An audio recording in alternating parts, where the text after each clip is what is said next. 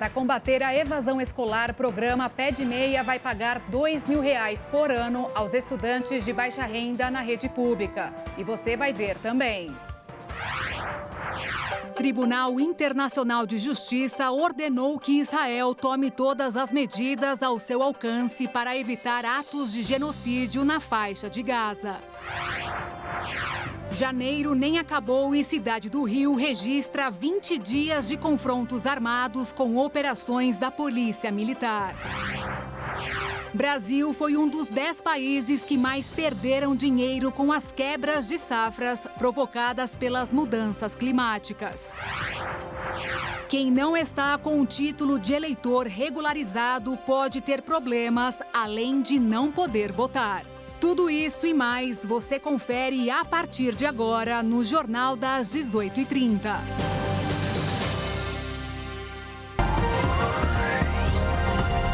Olá, estamos ao vivo, seja bem-vindo. São 18 horas e 33 minutos pelo horário de Brasília. A partir de agora você fica mais atualizado com as principais notícias do Brasil e do mundo desta sexta-feira. O programa Pé de Meia do governo federal entrou hoje em vigor, 10 dias após ser sancionado. O objetivo é combater a evasão escolar. O ministro da Educação, Camilo Santana, anunciou que será pago R$ 2.000 aos estudantes de baixa renda que cursam o ensino médio na rede pública. Cada estudante vai receber ao todo R$ 2.000 por ano através do programa Pé de Meia do governo federal, sendo 200 pagos no ato da matrícula e mais 9 parcelas de R$ 200 se conseguir manter uma frequência escolar acima de 80% das horas letivas. Se ele não reprovar ao longo dos 3 anos do ensino médio, também vai poder sacar em uma cota única R$ 1.000 e mais um bônus de R$ 200 se fizer o Enem, o Exame Nacional do Ensino Médio. Para ter acesso ao programa, o aluno ainda tem que se matricular no início do ano letivo, estar no CadÚnico, que é o cadastro através do qual o governo federal compila dados das famílias em situação de vulnerabilidade social, além de participar do SAEB, que é o Sistema de Avaliação da Educação Básica. O prazo para pedir a isenção do pagamento da taxa de inscrição do Concurso Público Nacional Unificado, mais conhecido como Enem dos Concursos, termina hoje. Tem direito ao benefício o candidato que comprovar inscrição no Cadastro Único para programas sociais do governo federal ou for membro de família de baixa renda. Também que for doador de medula óssea em entidades reconhecidas pelo Ministério da Saúde ou cursa ou cursou faculdade pelo Fundo de Financiamento ao Estudante do Ensino Superior, que é o FIES, ou pelo programa Universidade para Todos, o ProUni. O pedido de isenção deve ser feito no momento da inscrição.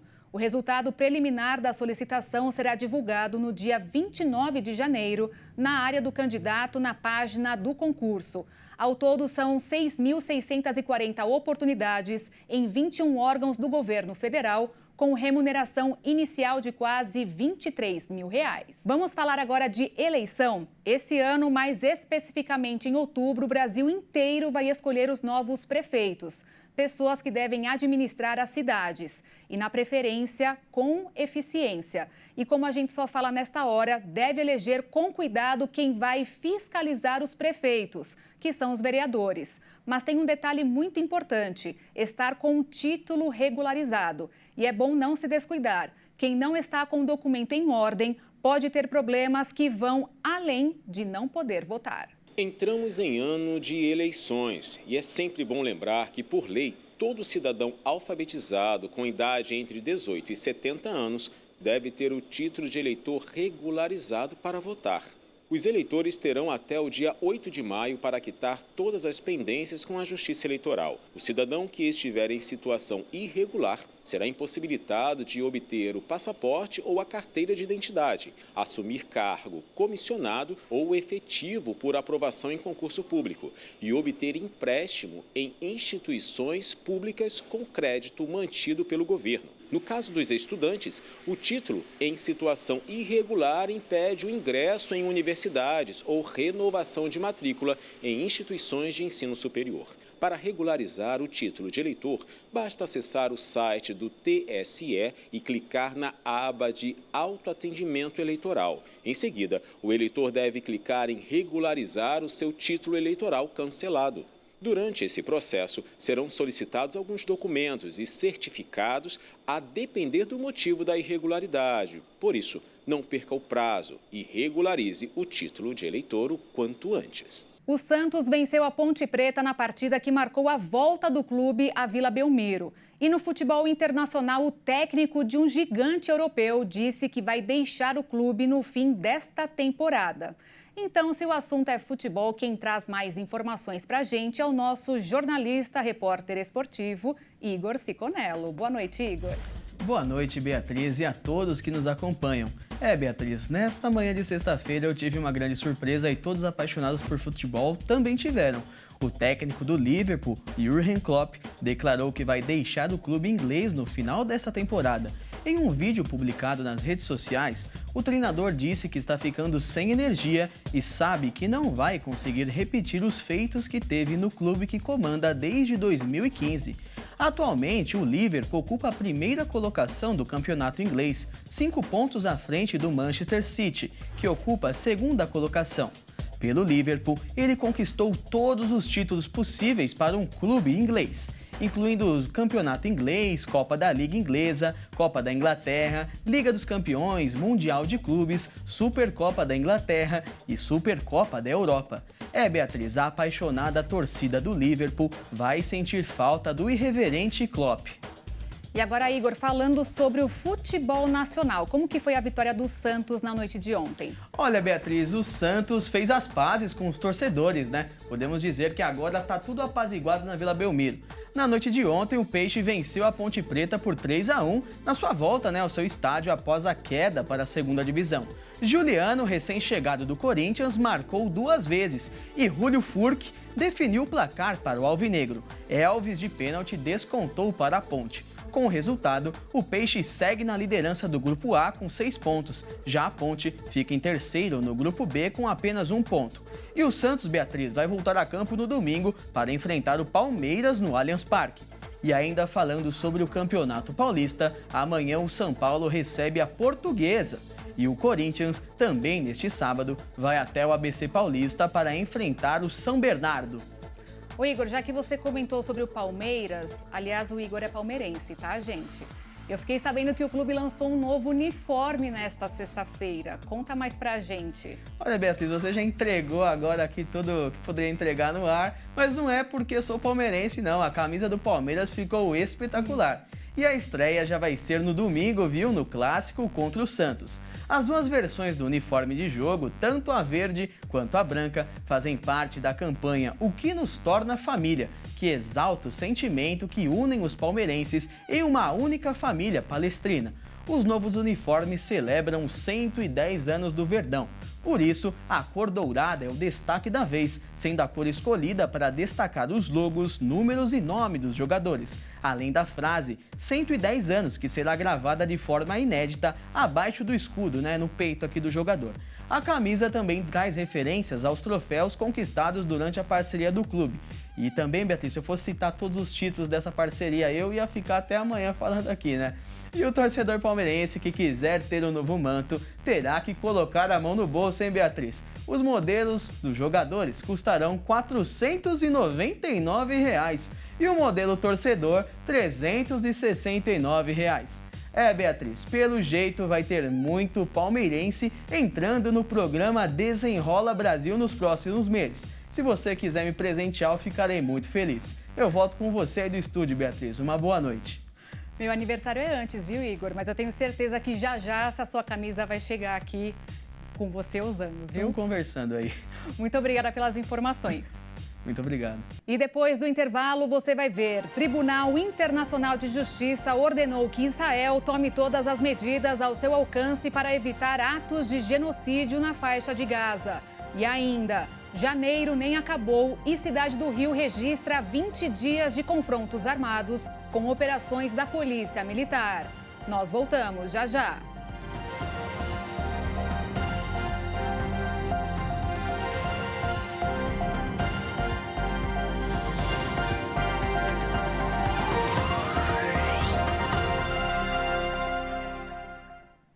Estamos de volta ao vivo para todo o Brasil, são 18 horas e 44 minutos.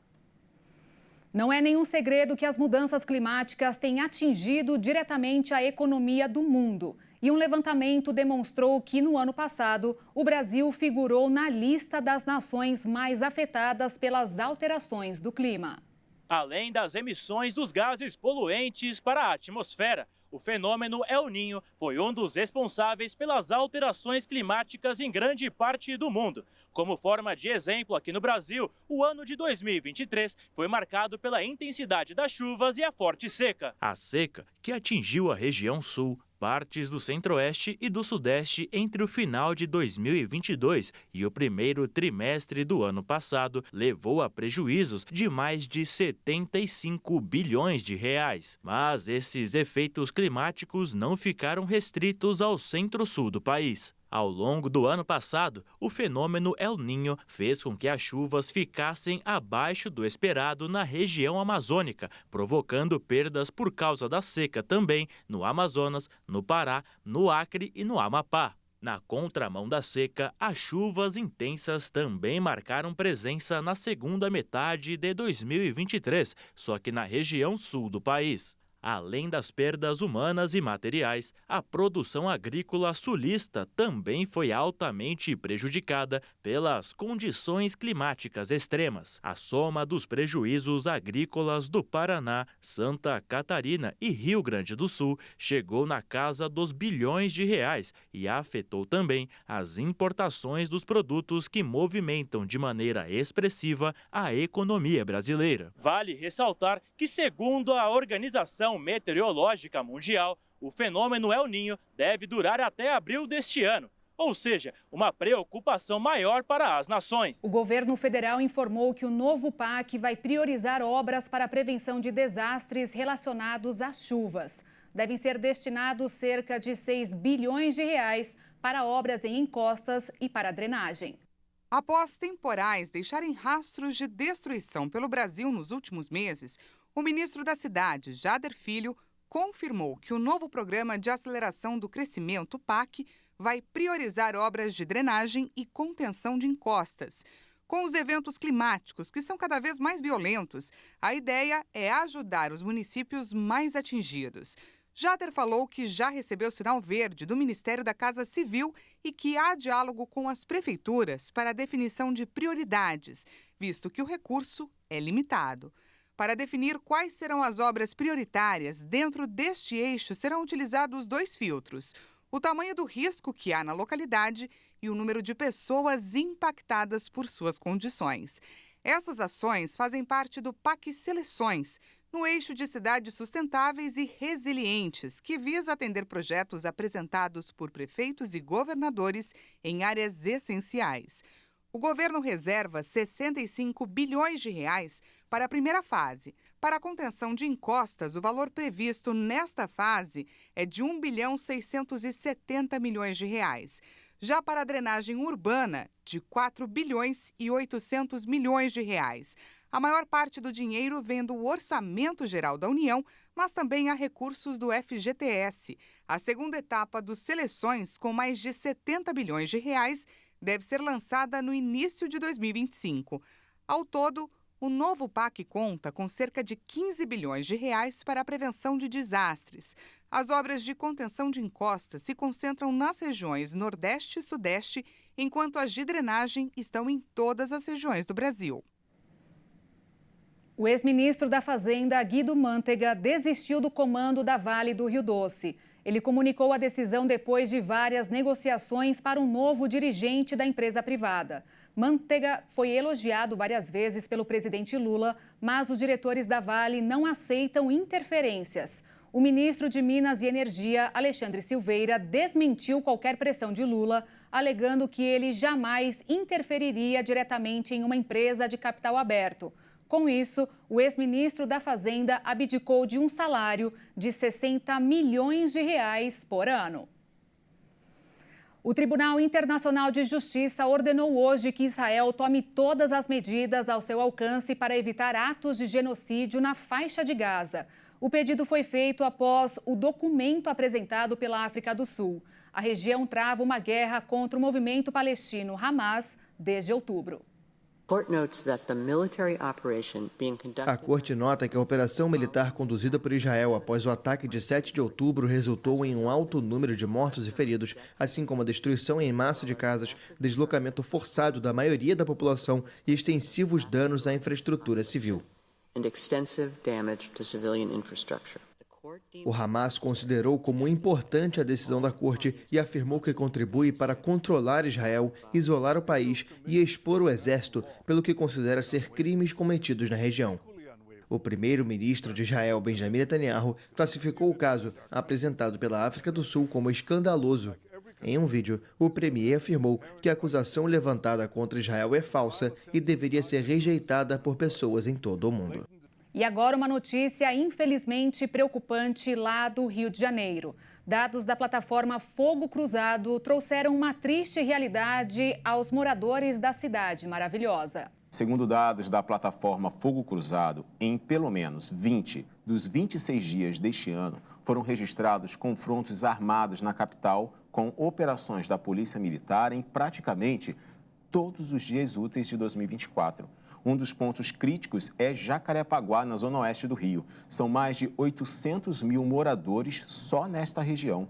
A guerra entre tráfico e milícia, a disputa pelo controle de território em comunidades da zona oeste ocorre há mais de um ano e provoca uma rotina de violência. É lamentável isso, porque durante o início do ano, que estão todas as expectativas boas para alcançarmos e realizarmos sonhos, a gente se depara com esses tiroteios.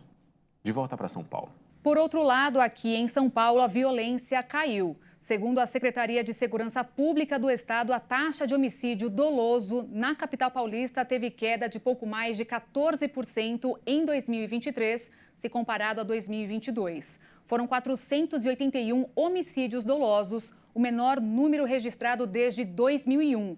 Que, para você ter uma ideia, foram registrados 5.174 casos.